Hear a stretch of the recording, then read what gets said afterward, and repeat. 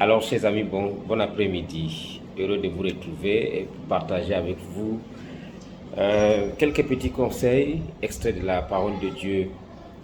Il arrive souvent que plus on prie pour un problème, plus le problème ne fait que s'envenimer. Et cela conduit certaines personnes à abandonner, à renoncer d'ailleurs, et d'autres même maudissent Dieu, c'est-à-dire d'une manière ou d'une autre, disent que mais Dieu n'est pas bon, comment est-ce qu'il peut prier avec beaucoup d'insistance, beaucoup de sérieux, accompagner des jeunes et un certain nombre de sacrifices que les gens font, mais malheureusement la situation ne fait que s'envenimer. Alors la situation du peuple d'Israël en Égypte nous enseigne. Moïse vient d'être appelé par Dieu. Dieu le convainc que c'est lui qui doit porter, n'est-ce pas, cette mission de libération de son peuple de la servitude d'Égypte, et accompagné par son frère Aaron. Alors, convaincu donc, il a reçu cet appel de Dieu. Moïse et Aaron, ils vont rencontrer le Pharaon pour lui dire qu'il donne la permission à son peuple, au peuple de Dieu, au peuple hébreu, à ses frères, d'aller dans le désert pour 3 jours de prière et de sacrifice pour célébrer une fête à l'honneur de l'Éternel. Seulement, le Pharaon refuse, non seulement qu'il refuse, mais il ne reconnaît pas ces dieux, il dit qu'il ne connaît pas ces dieux. C'est vrai que Dieu avait déjà averti Moïse qu'il va endurcir le cœur de Pharaon, mais Moïse ne pouvait pas imaginer que les choses allaient se passer de cette façon.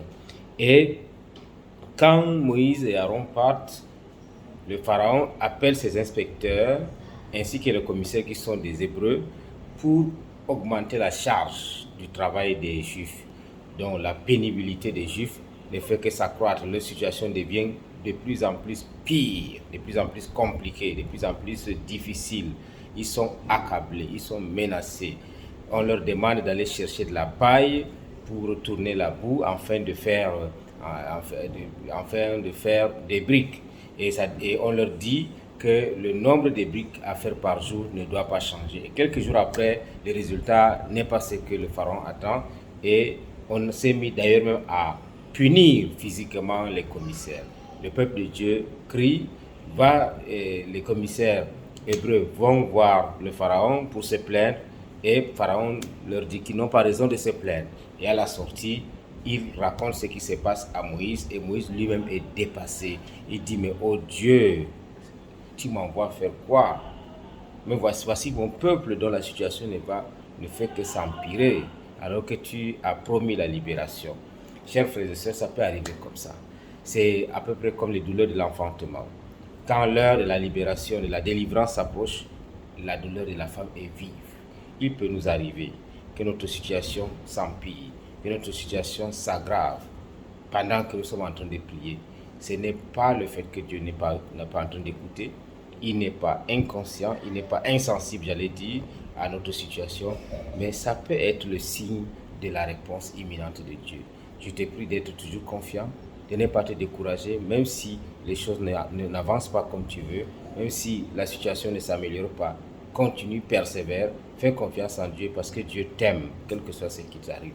Je te conseille, je t'encourage à demeurer fidèle à Dieu, à rester attaché à lui, à se confier en lui, parce que la seule et unique solution à toutes les situations que nous traversons vient de Dieu.